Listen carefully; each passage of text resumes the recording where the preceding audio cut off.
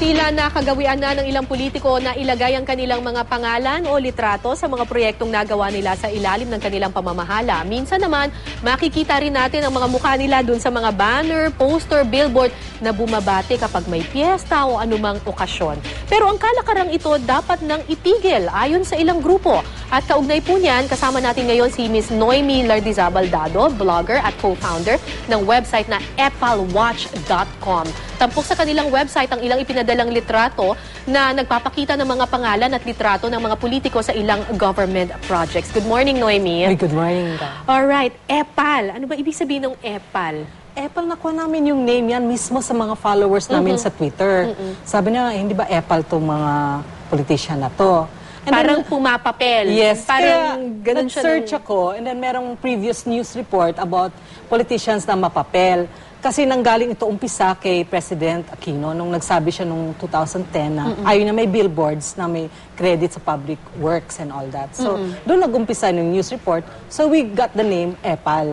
And then epalwatch.com to watch out for these EPAL politicians. So, ang sinasabi, ang nag-fall dun sa category ng EPAL politicians, ito yung mga basta nakalagay yung mukha nila dun sa mga billboard, ganyan. Mga credit grabbers, yung mga issue bandwagon. Para mga, this asphalt overlay was is courtesy of ganito. Ang credit grabber, hindi lang current politicians. May din yung perception na pre-campaign sa election ng 2013. Tinitingnan nila din na EPAL din yun. So dumadami ba kapag malapit ang eleksyon, I suppose? Ang dami na. Meron tayong nadidinig dyan na radio ads, nakikitang TV ads.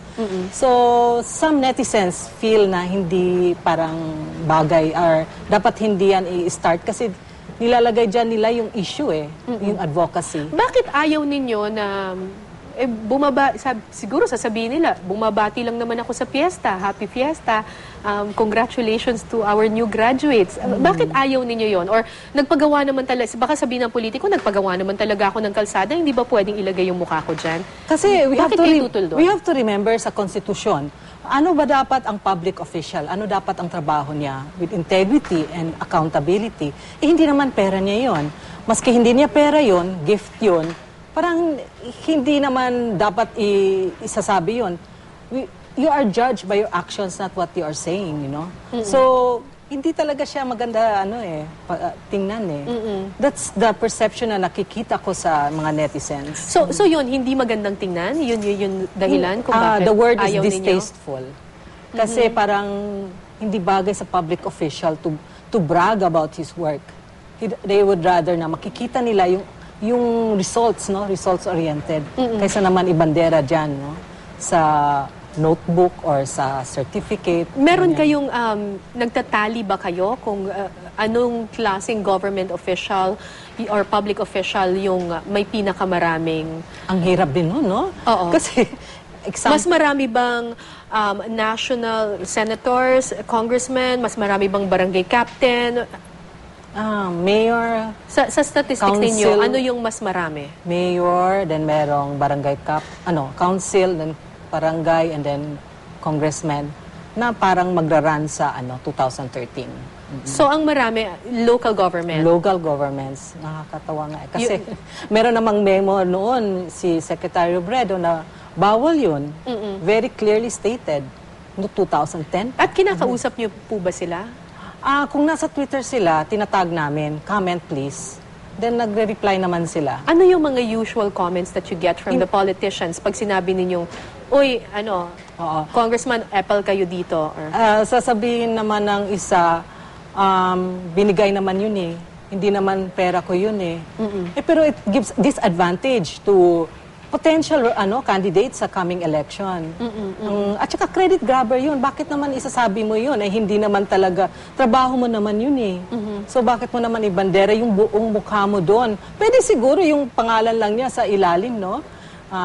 To know more about this advocacy, contact me here.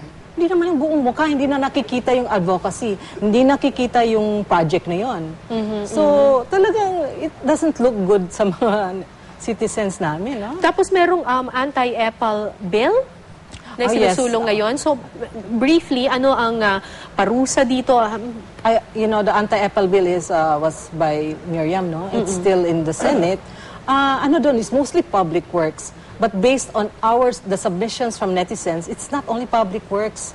It is also credit grabbing for potential candidates. At saka yung nag-issue bandwagon, yung getting credit for getting So, yung credit. anti-Apple bill para lang sa public works? Yes, Oo. it should be expanded to other kinds din of So, executive lang? yes, oo. Oo. It should be also extended sa mga grandstanding, no? Na mga public officials or potential, perception na magra-run siya. So, hindi kayo satisfied pa doon sa bill na yon? Hindi pa. Dapat i-expand yun. Dapat i-expand. At first, well, it's a good start, no? They start there. Maybe that can be another issue. That is already covered by the Constitution, eh. You should be acting like a public official. Honesty and integrity and accountability. Why do you have to brag about your work? Just do it, So, kung may gusto silang ireklamo or isubmit na Apple photos, saan nila pwedeng isubmit? I-hashtag mo sa Twitter. Hashtag AppleWatch. And then, binavet pa namin yung photo. Kasi minsan baka luma naman. Gaya nung nangyari kay Noy, may noodles siya. 2009 pa pala yun. So, hindi siya covered doon kasi we're looking only for existing Apple. Although, tinanggal na talaga yung na yun, no? Yung photo na yun. So, we make sure that it's current and the location. At saka hindi siya edited, no? Kasi madali ngayon mag-edit. So, we take time to put it muna sa gallery namin. Oo, ganun.